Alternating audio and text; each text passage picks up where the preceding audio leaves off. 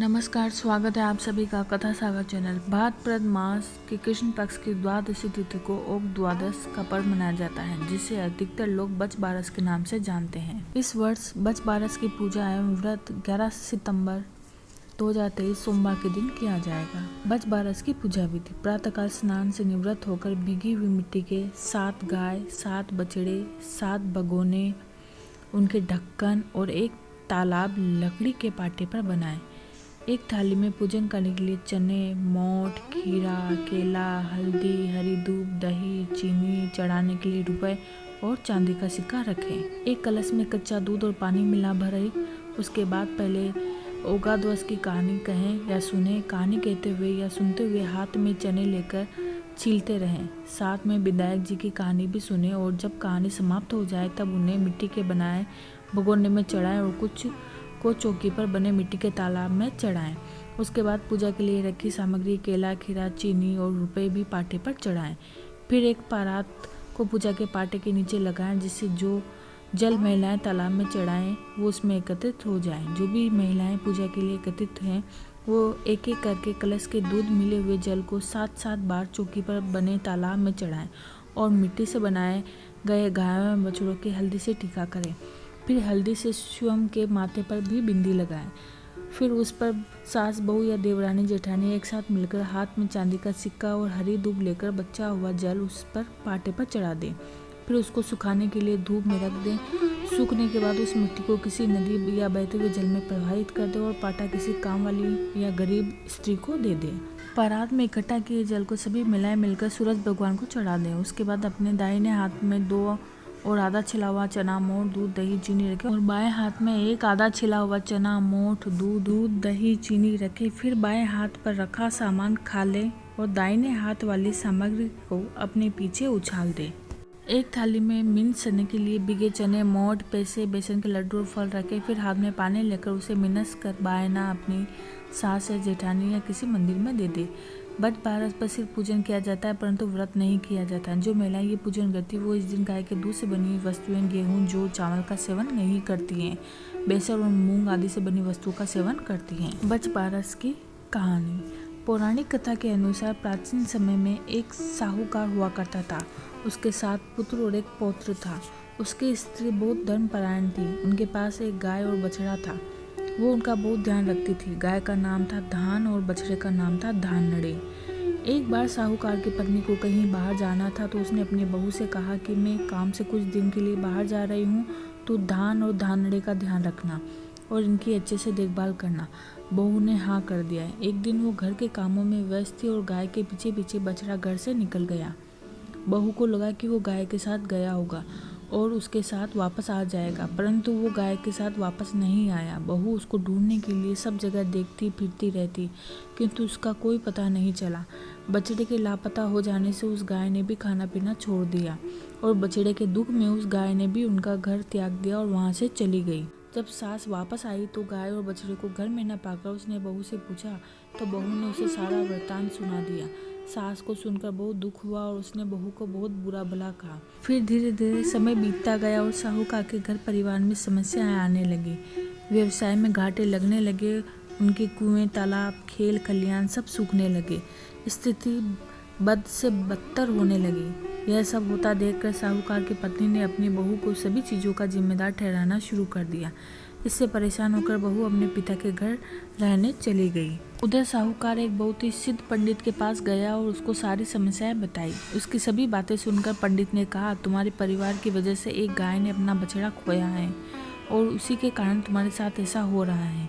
साहूकार ने पूछा, हे पंडित जी, इस समस्या से निकलने का क्या मार्ग है? तब उस पंडित ने कहा कि आपको एक यज्ञ करना है और उसमें अपने इकलौते पोते की बलि देनी होगी, तभी इसका निवारण होगा। यह सुनकर साहूकार उसकी पत्नी गहरी चिंता में पड़ गए। फिर उन्होंने कठोर हृदय करके यज्ञ आरंभ किया और अंत में अपने पोते की बलि दे दी। पोते की बलि देते ही उनके सूखे कुएं, तालाब फिर से भर गए।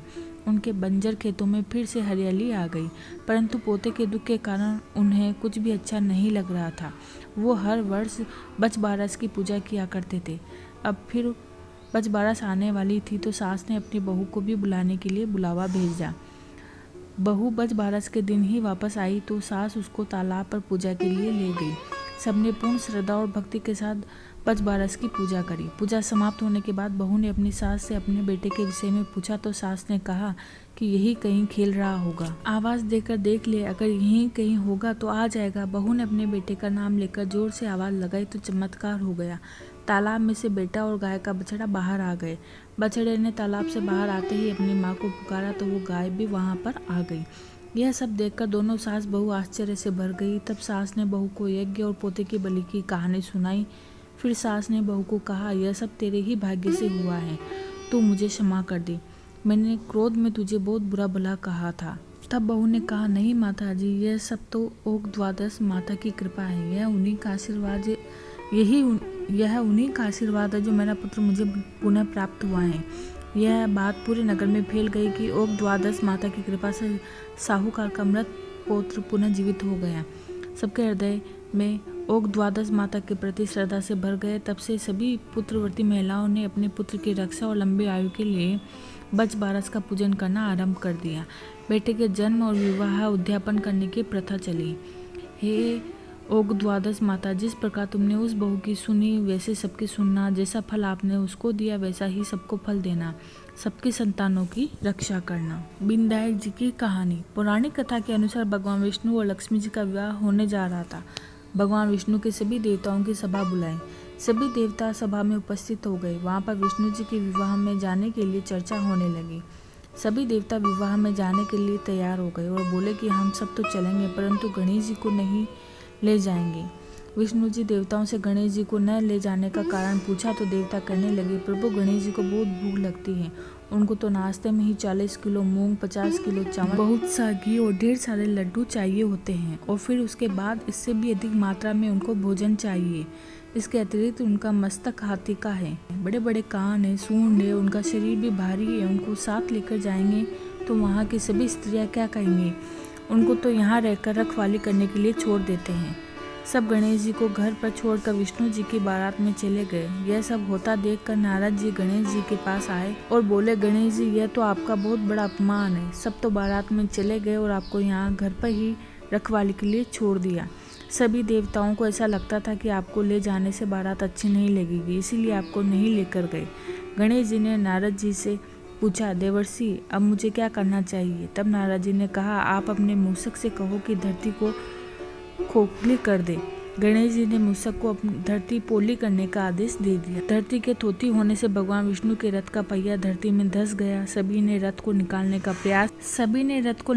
का प्रयास किया लेकिन सफल न हो सके। तब पहिया निकालने के लिए एक बढ़ई को बुलाया गया। उसने काम शुरू करने से पहले बोला, जय विनायक जी की, जय हो गणेश जी की।